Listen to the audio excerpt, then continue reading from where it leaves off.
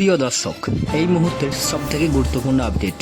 লক্ষ্মীর ভাণ্ডার নিয়ে বিরাট ঘোষণা করলেন মুখ্যমন্ত্রী মমতা বন্দ্যোপাধ্যায়। মাঝে আর একটা মাস, তারপরই বছর শেষ। তার আগেই সুখবর দিলেন মুখ্যমন্ত্রী মমতা বন্দ্যোপাধ্যায়। লক্ষ্মীর ভাণ্ডারে যুক্ত হচ্ছে আরও 5 লক্ষ মহিলার নাম। আগামী ডিসেম্বর মাস থেকেই লক্ষ্মীর ভাণ্ডারে নতুন উপভোক্তাদের ব্যাংক অ্যাকাউন্টে প্রকল্পের টাকা ঢুকবে। তফসিলি জাতি উপজাতিভুক্তরা 1200 টাকা এবং বাকিরা 1000 টাকা।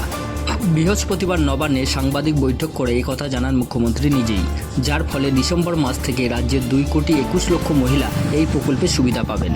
সুতরাং রাজ্যে আরও 5,07,000 মহিলা লক্ষ্মীর ভাণ্ডার প্রকল্পের টাকা পাবেন। এদিকে নবান্নে প্রশাসনিক বৈঠক করেন মুখ্যমন্ত্রী। তারপরই ঘোষণা করেন দুয়ারে সরকারের মাধ্যমে লক্ষ্মীর ভাণ্ডারের জন্য নতুন আবেদন এসছে, তাদের প্রকল্পে যুক্ত করা হয়েছে। সব মিলিয়ে সংখ্যাটি 5,07,000। ডিসেম্বর মাস থেকেই তারা লক্ষ্মীর ভাণ্ডার প্রকল্পের আর্থিক সহায়তা পাবেন।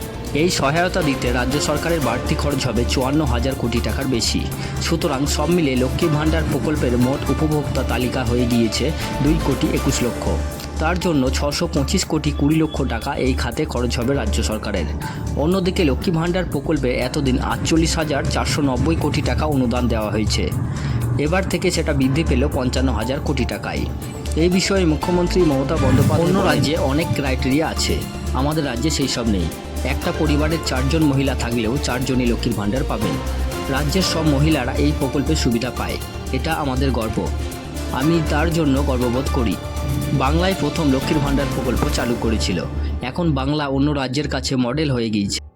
এছাড়া নতুন করে 43,900 জন স্বামীহারা মহিলাকে বিধবা ভাতা দেওয়া হবে আগামী ডিসেম্বর মাস থেকেই।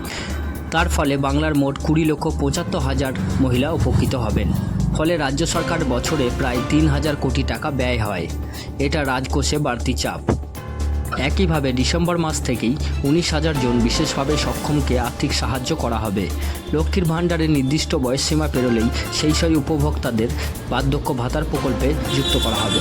তার জন্য আলাদা করে কোনো আবেদন করার দরকার নেই। এগুলির পাশাপাশি মুখ্যমন্ত্রীর বক্তব্য, রাজ্য সরকার নিজের টাকায় বাড়ি তৈরি করে দেবে 12 লক্ষ মানুষকে। আগামী 15 থেকে 30 ডিসেম্বর তারিখের মধ্যেই আবাস প্রকল্পের প্রথম কিস্তির টাকা ঢুকবে তাদের ব্যাংক অ্যাকাউন্টে।